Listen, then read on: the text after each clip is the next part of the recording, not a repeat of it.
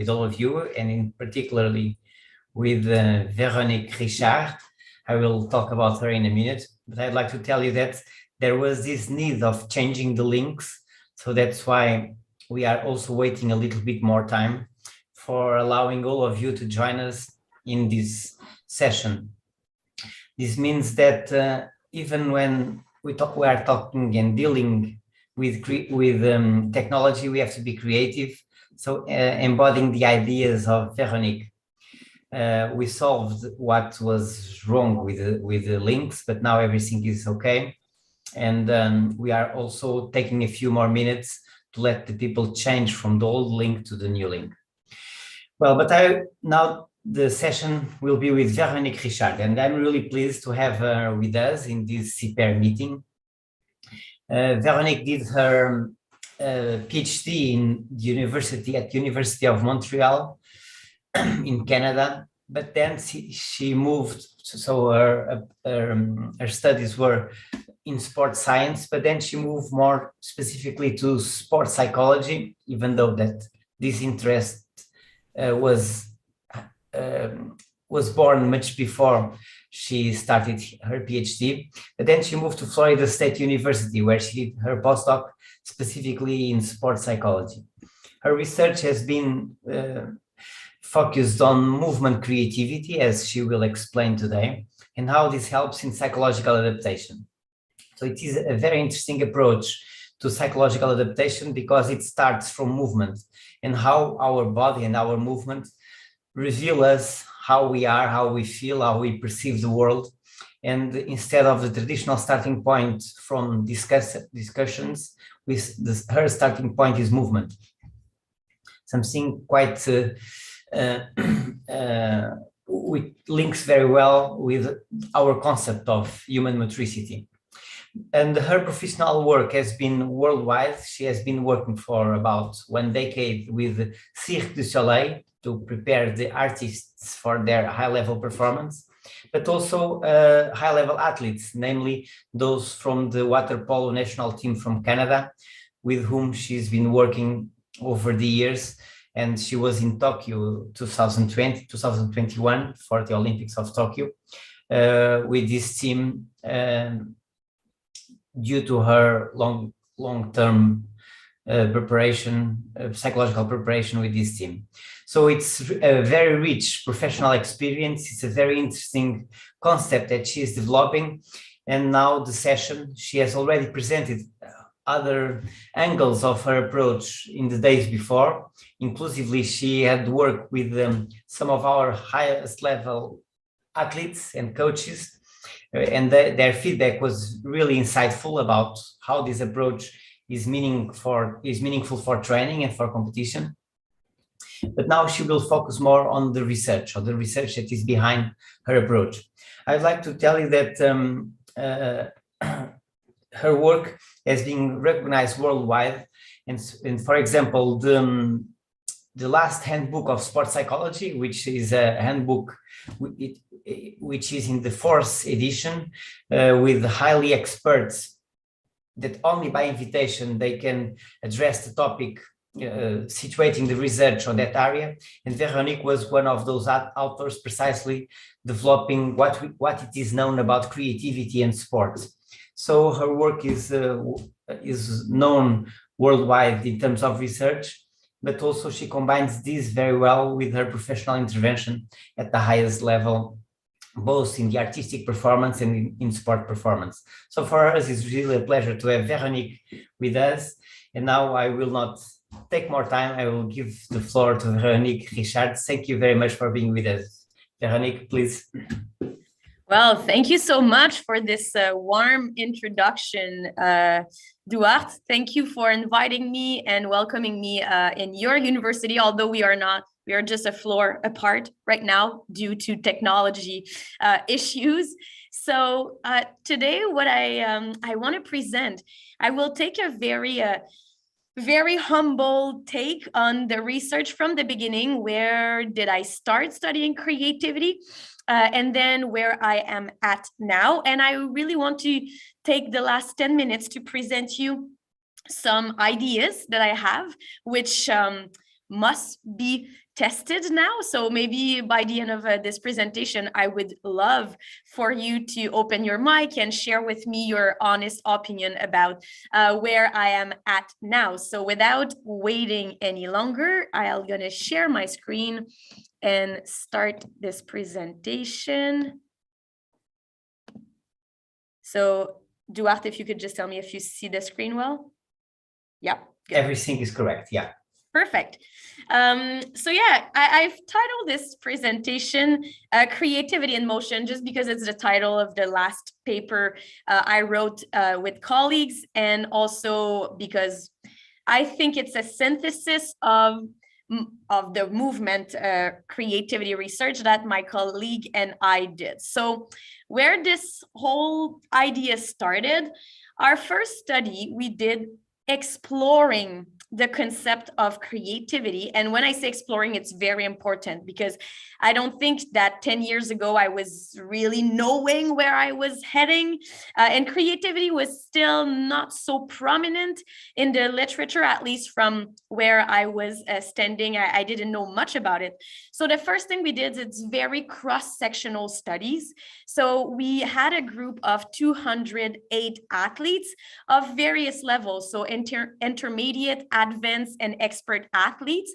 And we just wanted to explore if there was differences between skill level, experience, hour of training, and other sport participation on various measure of creativity. So I won't get into the details because we just have 30 minutes together, but all those papers, you can find them easily online. And if you don't have access to them, please send me an email. I can send you the details of all the research I'm going to present today. So what was the outcome of this first cross-sectional study?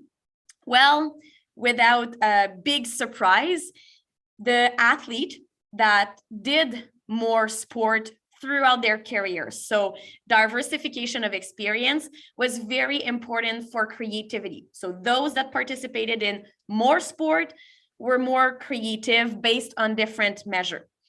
When we took a divergent thinking task, so a lot of my studies initially, because I was working with Dr. Ronco, that you can see here on the screen as last author, he is, I should say, working a lot with this concept of divergent thinking. So divergent thinking is the capacity to generate multiple ideas in many different directions. So like flexible ideas, so fluent ideas, flexible ideas, and original idea that must be useful to a specific domain. So when we take a divergent thinking task, there's two tasks that I used that are quite popular in the literature. So the first is the alternative uses of object. You ask people, okay, let's say you have a brick. Name me as many things as possible you could do with a brick. And then you give all the time that people want, and they generate ideas of things they can do with a brick. The other way, which is the one we did with athlete, it's to take sport-specific problems and then ask athlete to generate idea to solve the problem, which is what we did. And what we discover is that those that were more experienced were generating more flexible ideas, which mean ideas in different directions. So that was a first initial sense that creativity might be important in sport. We also, in the same cross-sectional study, we also give some more psychological questionnaire to the athlete. So we use the questionnaire for flow, the flow state scale, I think it's called. And we measure especially the very critical dimension of challenge skill balance. And we also use a coping strategies questionnaire. And we wanted to see whether some of the creativity variable or some of the creativity questionnaire were having some link with coping strategy and the achievement of that balance we required to reach flow. So what we found is that the athlete that were engaging more often in creative activities. And what does it mean? At this stage, it just meant being able to solve problems frequently during training, creating themselves new movement or tactic during training, or competition, being involved in the creation of training plan or training environment. So those were the creative activities. So those that were more frequently involved in those creative type of activities were, it was kind of indirectly linked to this challenge skill balance, but it was mediated by coping strategies, especially task-oriented coping. Those that were more frequently involved in creative activities use more frequently task-oriented coping, which was allowing them to create that balance between challenge and skill. So that was very initial, but it was giving me the confidence that, okay, maybe there's a link here between engaging in creative activities and having some psychological benefit from it. But then the question became, which type of activity? Okay, here it was very cross-sectional. We just look at what the athletes were already doing. But what if we were manipulating and integrating creative activities? What could it look like?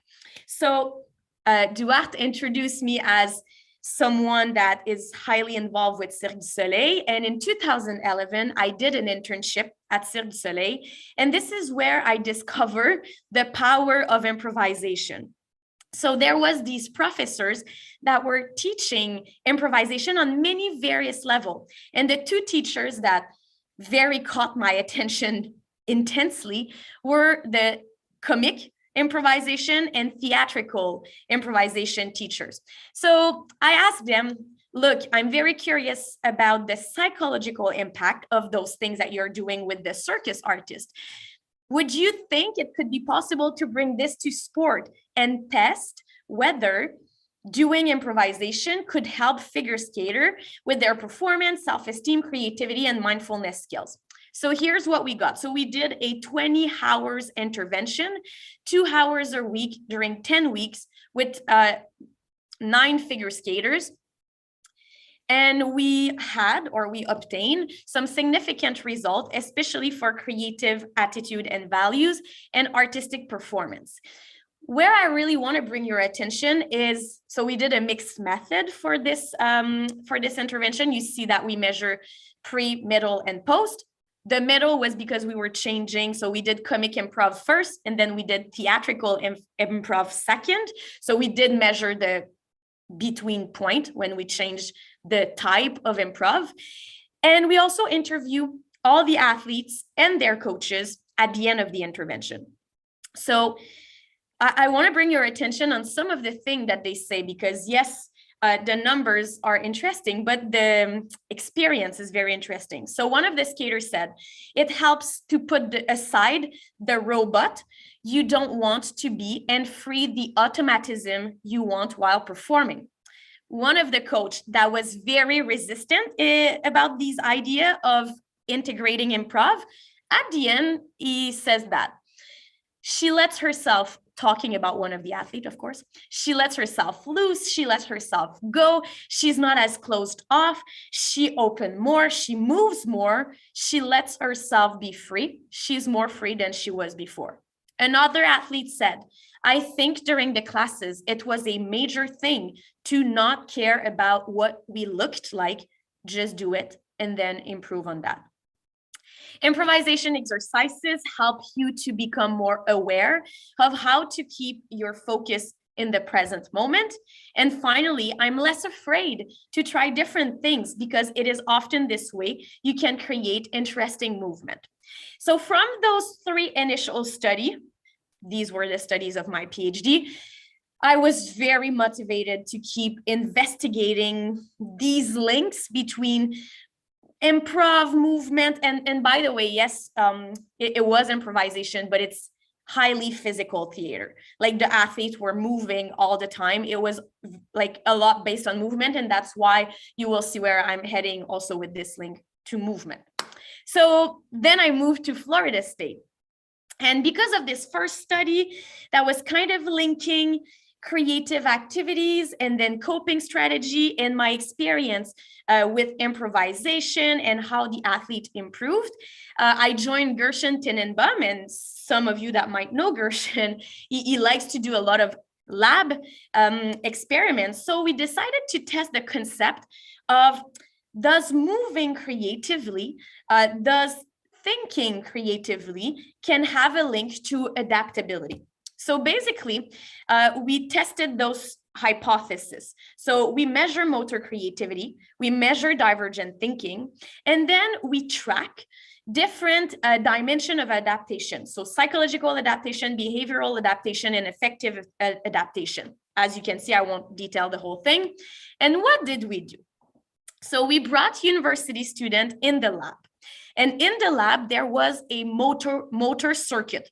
So a circuit that the participant had to go through. You can see the circuit on your right. It's maybe not super clear, but like the participants were welcome to start wherever they wanted.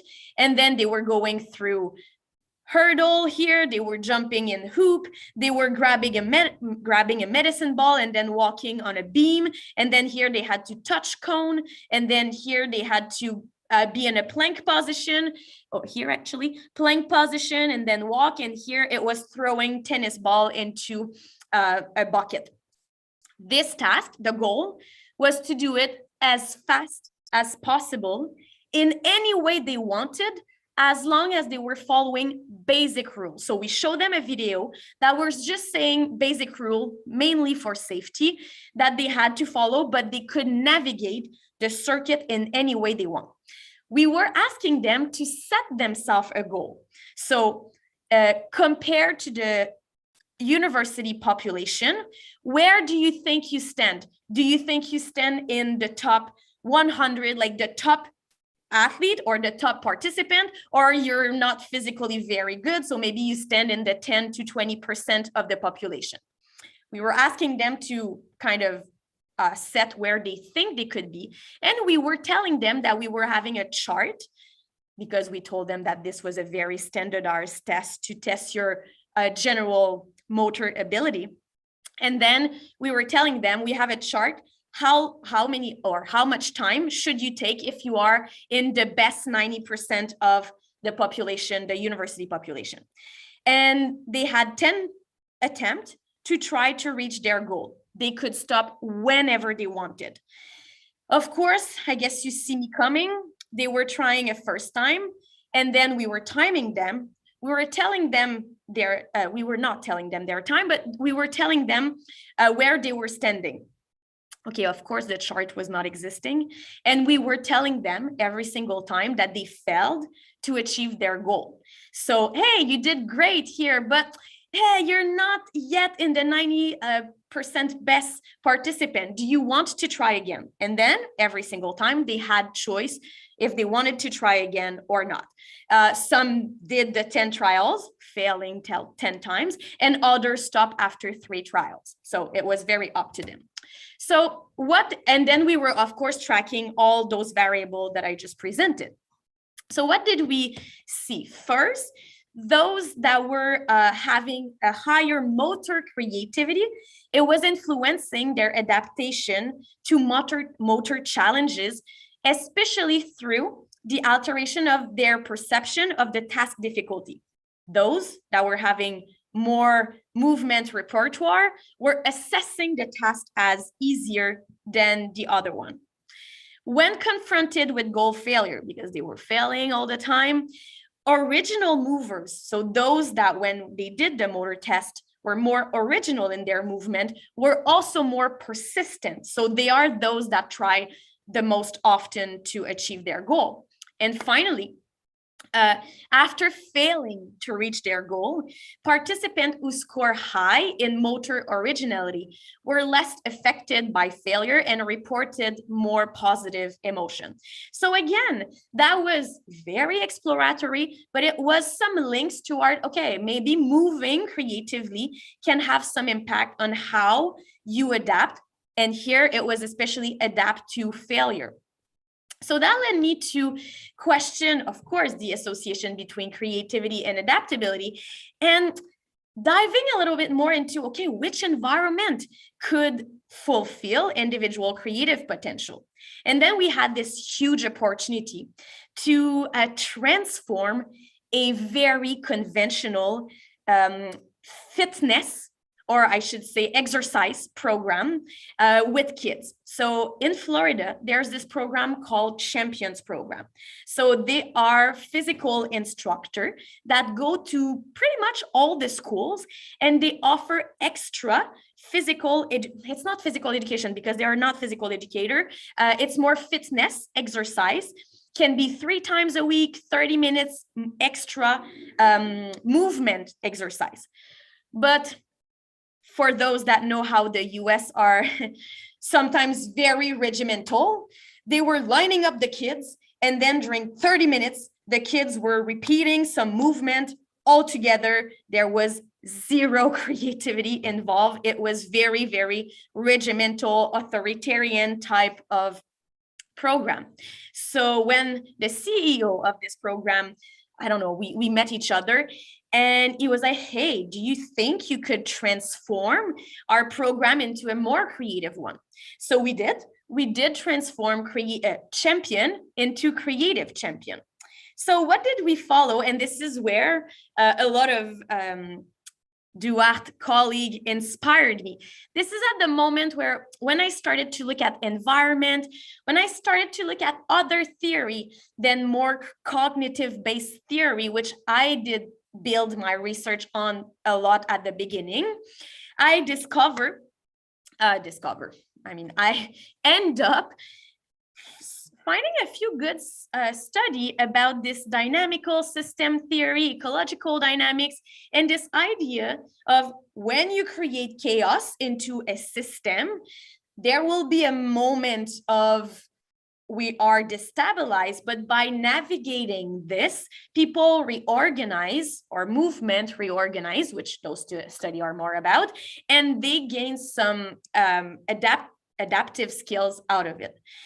Especially the work of Cho, not so sure how we pronounce that, on nonlinear pedagogy, which he did a lot also in school and with kids, really caught my attention.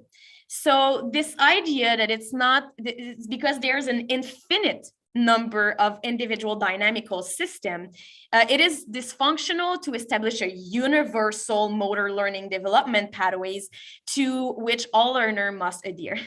I come from figure skating, a very technical sport. So for me, discovering this was like making a lot of sense, but this was definitely not the type of training I received myself. So I started to explore strategy about manipulation of specific task constraint, the movement variability, removing barriers and allowing mistakes, which again, I'm very curious about defining what's a movement mistake, increasing freedom and promoting problem solving, and allowing the individual to design their own motor activity. So with this framework in mind, with the beginning of my discovery in skill acquisition, motor learning, dynamical system theory, complex system, I was still very new to this, but we took the conventional. So this is just an example of one session that we modify. So on the left, you see the very conventional program. And on the right, you see how we took the exact same exercises, but we transformed them by just tweaking a little bit how the instructor were delivering the instruction. So as you can see, I highlighted them in blue, find their own personal variation on a movement. So some freedom and variability. Always generate new solution to crossing the hurdles and constantly accelerate. So there was some problem solving, but also some constraint because it needs to be always faster. Find another way, show me different way in as few steps as possible. Find another way, your arm in a funny position, or position your arm in a funny position. Show me original leg movement. So that's just little abstract or sentences that we add. We train the instructor. So every instructor received 8 hours of training plus 4 hours of experimentation with a group. So overall 12 hours of training to teach the instructor how to teach for creativity or for creative movement. And the design of our experiment, we took 4 groups of kids 10 years old, 4th graders. So 4 groups were following the creative champion, and we also measure 4 groups which were just keeping the regular conventional program. We did pre and post assessment using the Birch task. Again, not so sure I pronounced that right, which is like kids have to generate as many movement as possible in different setup. Again, I can send you the paper if you want details on that. And what we found is, especially regarding motor creativity, we were also measuring cognitive creativity with an alternative uses of object, which was sport object in this specific study. You can see the creative program, the participant or children that did receive the creative program increase their motor fluency and flexibility compared to those of the regular program. As you can also see, we had a big difference at the beginning, which we control with the statistic thing, but yeah, that's still a little unexplainable for now. So all this led me to take all these experiences, the experiences I had myself, the experiences that I had watching circus, being involved in this environment, and also those studies that we've conducted. I developed an intervention that I call movement improvisation, and maybe Duarte can talk about it a little bit at the end, since he experienced it briefly last week. Whoops. Movement improv is about creating different movement activity around different creativity principle. And we use this in a study. I wanted to test. So now we had tested different approach, and now I wanted to see, is it only movement that helps, or it's movement in a certain setup? So what we did, I did an internship I did a collaboration with Wingate Institute in Israel. So I told you I was working with Gershon, and Gershon liked to offer a very broad experience. So he sent me to Wingate for 2 months, where I work with Sigal Benzakian. And what we did is that for 5 weeks, we used movement improv with university students that were all volunteering to the study. So we had 100 participants or 99 participants. I'm not so sure I remember the exact number, around 100 participants, which we divide randomly on 3 different groups. So one group was following the movement improvisation. The other group was in the aerobic dance group. And finally, we had a control group, which was just reading about creativity.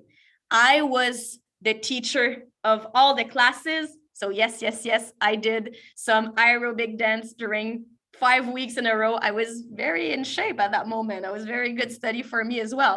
And I was also conducting the movement improv. We didn't want to have a bias of instructor, so I did all the condition. What did we found? So we found different things that were quite interesting according to me.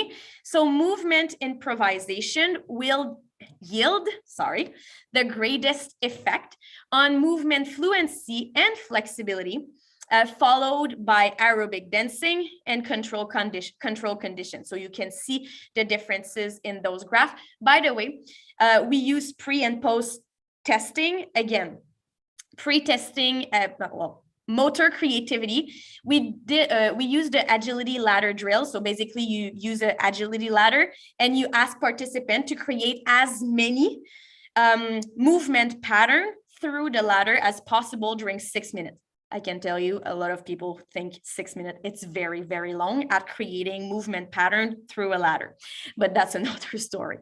And then we also tested cognitive creativity using 2 different tasks. So one was the alternative uses of object. So they had object, they just need to generate what could you do with those objects. And then there was also a figural. So instead of being object, it's the same principle. You need to generate as many ideas as possible, but these are figures. So it's shapes, and you need to say like, what this could be. Name as many things as possible that this shape could be for you. So as you see, for the figure role, the movement improvisation impacted significantly more figural originality than did the control condition.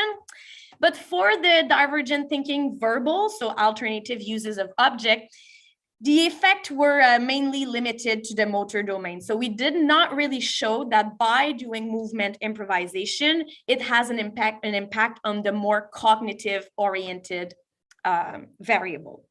So that being said, so that's a very rapid, but still I hope you got where I'm coming from for very cognitive. And then I tried to modify environmental variables to see whether that could be impacting motor creativity, cognitive creativity.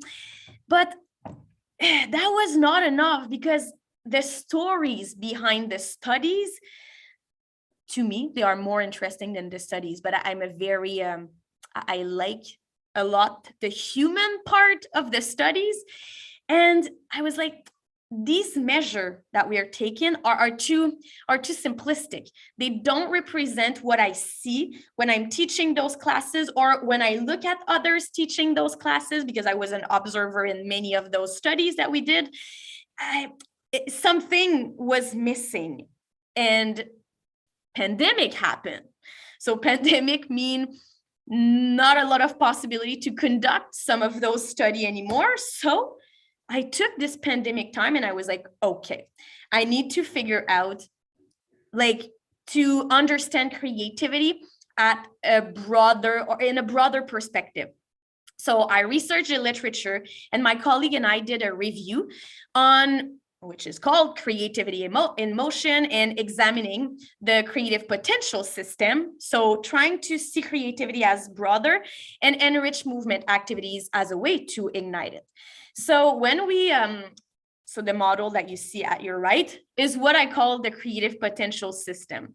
So it is a way to present the fact that for creative action to emerge, you need to have certain individual elements that interact with environmental element.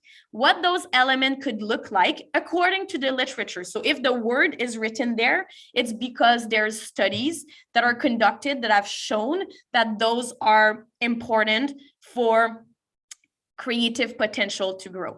So you see cognitive skills. Yes, divergent thinking seems to be something that is important, but flexibility is also important. Persistent, perspective taking, creative confidence seems to be, okay, confidence is never just a cognitive skills, but it was hard sometimes to really set the word in the right categories. On the affective attributes and state, being open to the experience, intrinsically motivated, willing to take risk, tolerance to discomfort, and different valence of mood can also impact.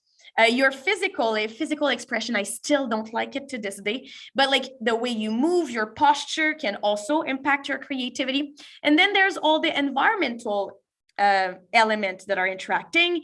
So the cultural values, how much freedom do you have, autonomy, can you take risk in your environment? Is it kind of playful, or it's a very serious, like stand straight type of environment?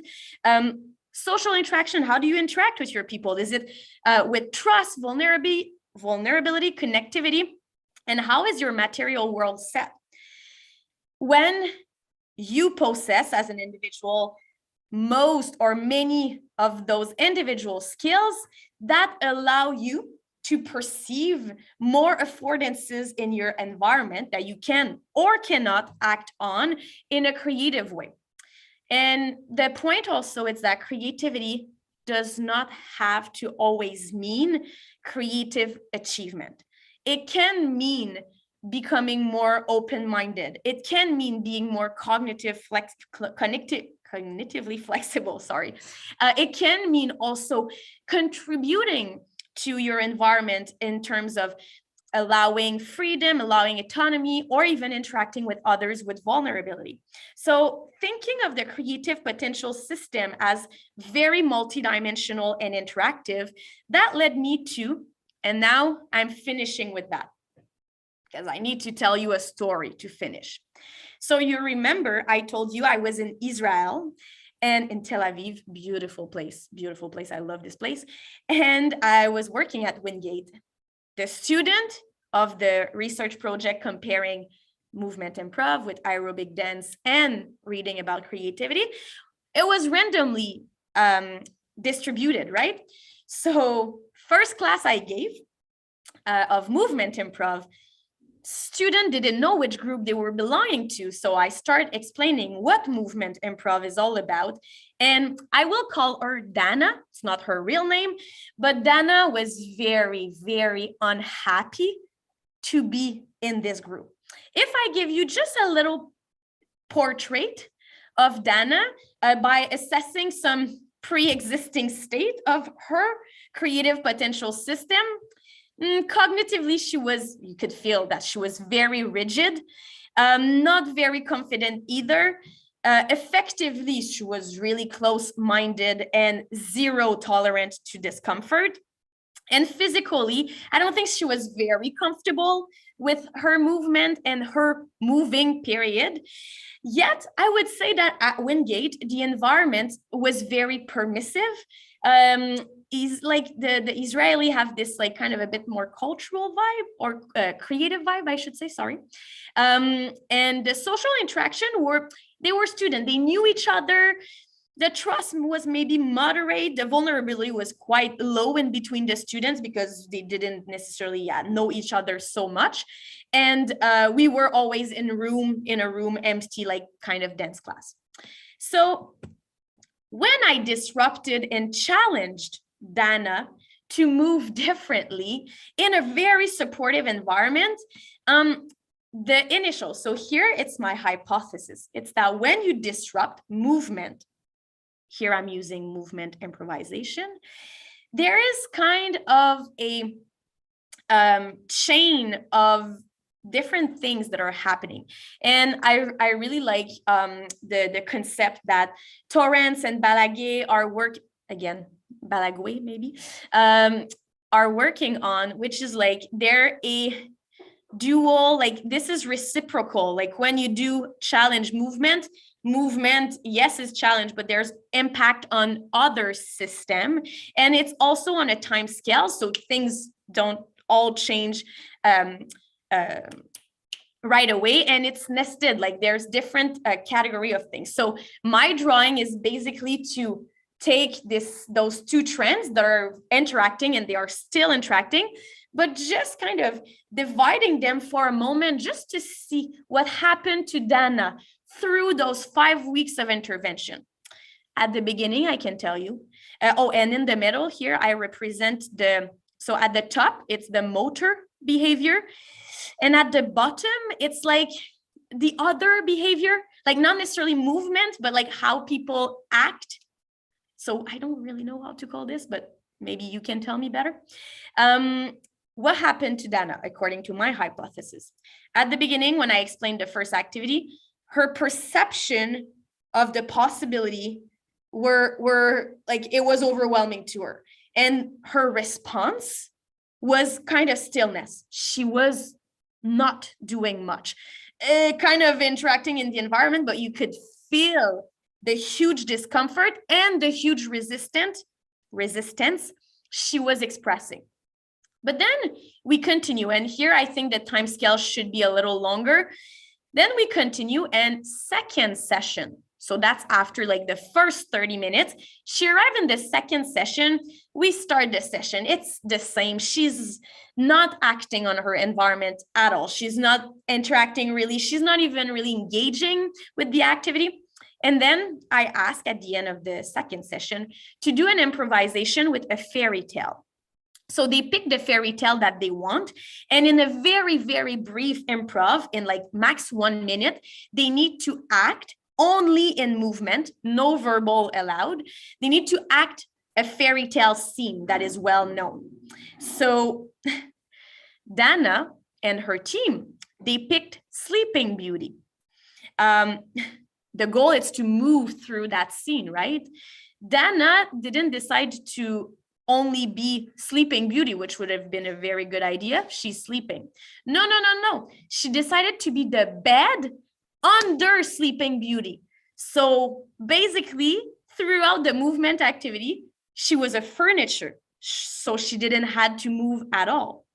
Although you can take this as a huge expression of resistance, which it was also a willingness to take some risk, because she was exploring my limit and the limitation of the activity itself.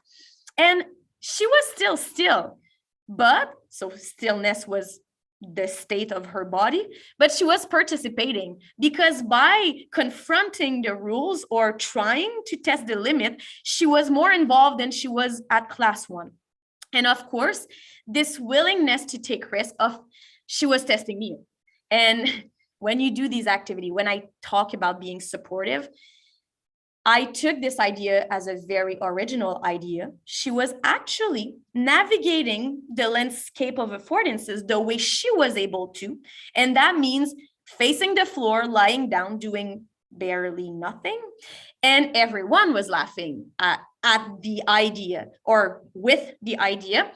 And because I reacted so positively to her idea, you could feel she was like, what? Like she was thinking I was going to criticize or be like, no, you have to move, blah, blah, blah, which I didn't do. And the third class, she arrived and suddenly she was moving a bit more fluently. It's kind of if, there was a little bit more flexibility in how she was approaching the class. She was connecting a little bit more with others. We could feel. Okay. We could feel that there was some trust building between the participant. And then she continued up to 10 sessions. And I could feel each session she was engaging more. She was more flexible, more original in her way to move, even becoming one of the original mover by the end. This is very not study like, but at the end she came to me and she gave me those earrings and she told me this: thanks for this. You made me understand that I was my own limitation and that I should let myself be free more often.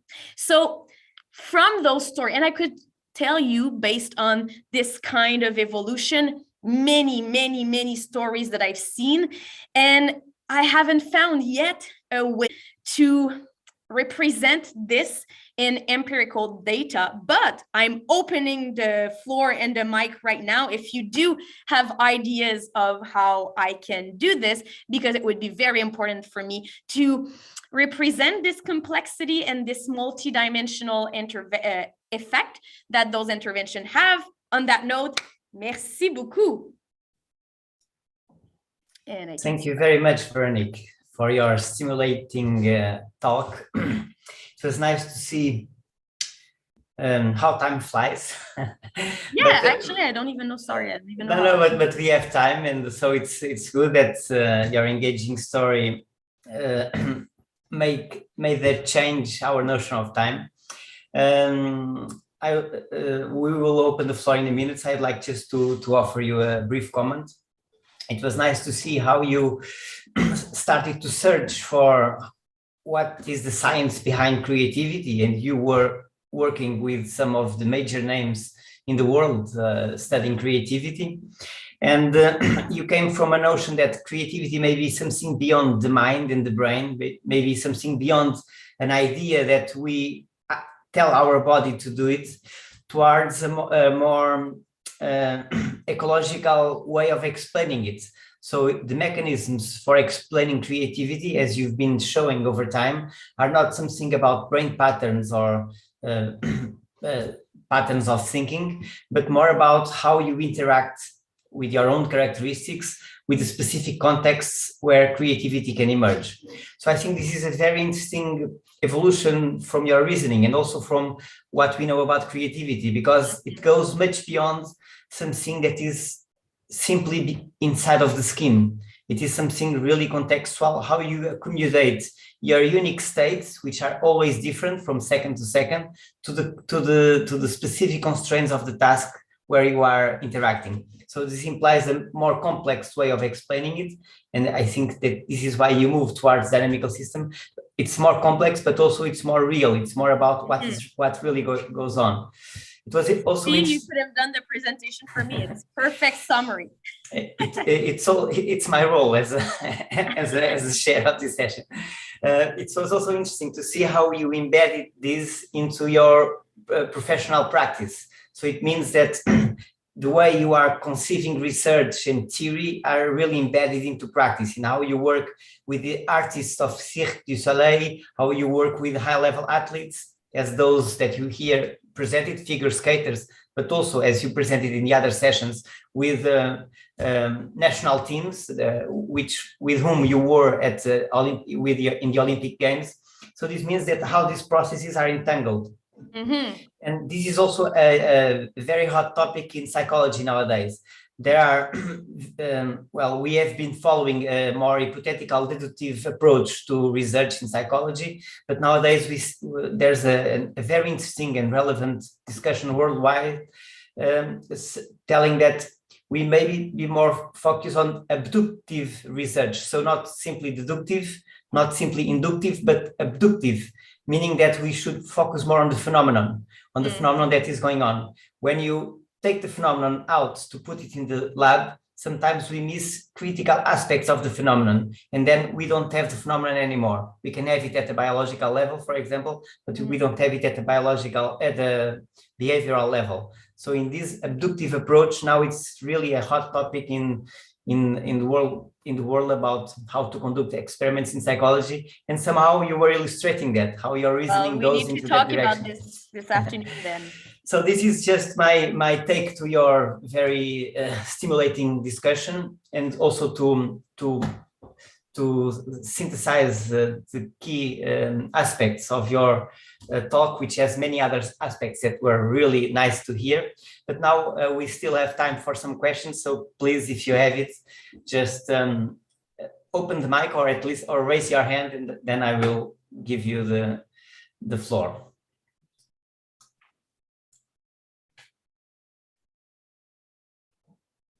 I saw Rita. Rita? Yes, Véronique. Hi, really nice to meet you. Thank you so much for your presentation. I really liked it. And I'm a motor development teacher at the Faculty of Human Kinetics. So as you might imagine, due to that, I'm fascinated by creativity. And in fact, I have some students right now studying play. And I think that play and creativity are really interlinked. And you know Sara Santos also from I'm going to her tomorrow, actually. Driving there. We were also talking to Sara because I really like your approach of focusing on the process, because for kids and for understanding how creative, for instance, kids are while playing with loose parts, I think we still don't have the instruments. Maybe you know something, but we still didn't find a way to assess if kids are or aren't being creative, and how can we compare, for instance, different types of interventions. And I would like your insights about this. Yeah, well, I can send you, maybe write me an email after. It's always like this. We develop a method at the National Circus School, which we call play creativity. I don't know if you've encountered that paper that we wrote. I didn't. I don't know if Joanna was probably also watching. Okay, but I will send you the paper, and if you want us to have a talk more about it, I can also connect you with the one that really created the task.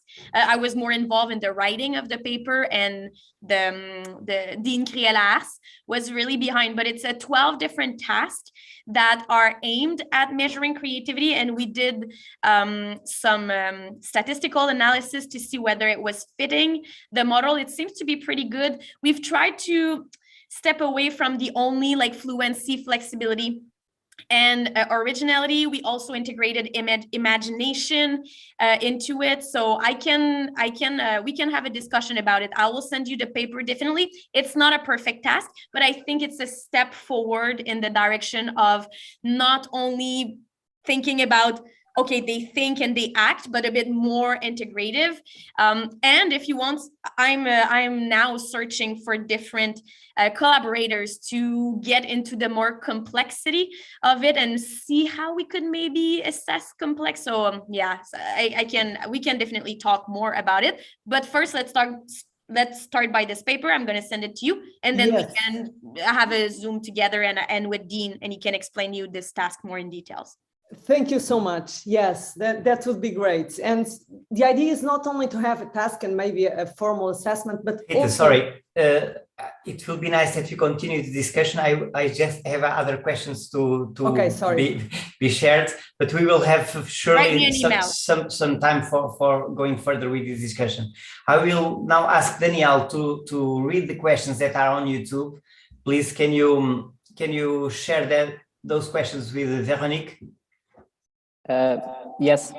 Thank you, Véronique, for the presentation. I mute myself, so it's not good of me. Okay. So, as you know, we're streaming live on YouTube, so I'm just reading some questions we have.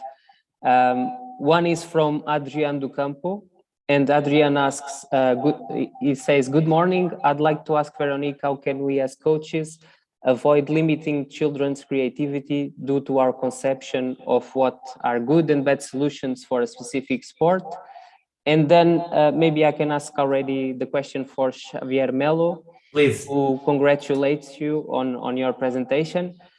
And he says, "Congratulations for the enthusiastic presentation. I've notified you mainly associated divergent processes to creativity, but aren't convergent processes equally important to be evaluated?" So these are the two questions. One is, how can we avoid limiting children's creativity? And the other one is about creativity, not only in divergent processes, but convergent processes as well.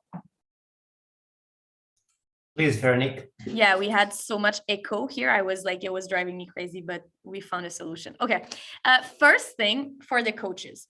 Well, with time, I've encountered so much resistance, and it's so hard to break this pattern of thinking that there is a correct way to move. Like I said, I come from artistic sport, right? So there's a technique and everyone needs to move that way. So what we've done in collaboration with Australian colleague, Coaching Better, it's the name of the organization. We do it with coaches. We start by developing the creativity in coaches first, instead of trying to convince them that they need to expand. And by the way, here, I want to be really clear. I'm not saying that working on technique and doing repetition and it's all wrong. I'm just saying that I want to diversify the landscape of affordances. Therefore, I want the athlete to face more different stimulation situation where, yes, some might be repetitive and some might be very technically oriented, but that there is other type of activity. So a more diversified way of training so everyone can find their way to learn. So that being said, going back to your question, we started to do a workshop with coaches, which is about developing first their own creativity. So Duarte, the movement improvisation that you did with us last week, we do this. We start by 2 hours with, and most of the time in my group, I have really high level coaches that have coached very technical sport for a long time. We bring them to Cirque du Soleil in Las Vegas, and we start with 2 hours of movement improvisation where it's about their own creativity. I even warn them at the beginning, I don't want you to think that you're a coach right now. I don't want you to think about how you will transfer that to your athlete. I want you to focus on yourself and your own limitation, your own barriers to creativity, and we will unfold that together. So we start with this 2-hour movement, and then 2 hour more explaining, reflecting on their experience. And then only after that, after experiencing their creativity and trying to maybe ignite it a little bit, then we start talking about teaching for creativity. I show them research, not just research of my own, but other research, like Sarah Santos does great research also, Duarte and all, like Carlota does also a very good research. So presenting a little bit more of the research thing, and then getting into the very applied, like how can you how can you modify? And sometimes it's just tiny modification that they could do in the way they deliver instruction, in the way they give feedback, in the way they structure the environment. So and then I follow them, those that want, I follow them and I help them to better structure their environment. So that's what we did. So starting with challenging coaches first, so far, my best way to break the resistance a little bit, or to allow them to expand their repertoire of thoughts and strategy to coach. So I don't know if it answered well your question, but that would be one of my answer. For the other question, I was very obsessed by this sound, but I think I got the question. And if I didn't, please correct me. So we're talking about divergence, but also like the convergence of creativity, which would be the final, like the selection of the best possible idea to solve a problem, which is, I would say, I'm very more interested in the initial challenging patterns and exploring than necessarily the performative aspect of creativity. At the end, I haven't been much into this because it's like, if to me, we're not yet there. And it's very appreciative to look at, for instance, very creative athletes and understanding why, like how can they select that strategic move, for instance, by the end. But I haven't been much into the end of the process yet. I feel there's so much to do at the beginning of the process, but yet eventually, you're totally right. I don't remember the name of the person that asked the question. You're totally right that the end, if we talk about performance, the end should be the convergence of the best possible idea to navigate a situation according to the intrinsic dynamic of a person in a situation as well, which kind of can be different for many people. But yeah, I need to keep studying to answer that question, I think. Thank you very much, Véronique, for addressing these questions. I think they open also ideas for new research, especially this idea of convergence and divergence. We also have been seeing that when we explore, there is a moment where we need to stabilize, so we have to be more convergent. That doesn't mean that there's not adaptability and still some variability that is intrinsically needed, but it means that there is a moment where you are trying to make that link work, that link with the environment work, and then you can expand again, and then you converge again, and these things flow in a way that is ongoing, as you said. It was really a pleasure to have you here. I think the discussion shows that there are still questions that were addressed and we will not have the time to open that. This is good, that we want to hear you again in the future and continue to place these questions and to have your input into our ideas. Yeah, so, please send me email and I will be so happy to connect with any of you. It was a huge pleasure. Thanks, Duarte, for the invite again. And thanks to everyone that made this happen, the student here in the room. Everyone was working hard to make this successful. And it was. Thank you very much. Thank you all to being part of this session, not only in Zoom session, but also in YouTube. We have this parallel path is going on. So it means that you attract the entire world to be here with you today. Thank you very much. Have a nice week for you all. Thanks, everyone.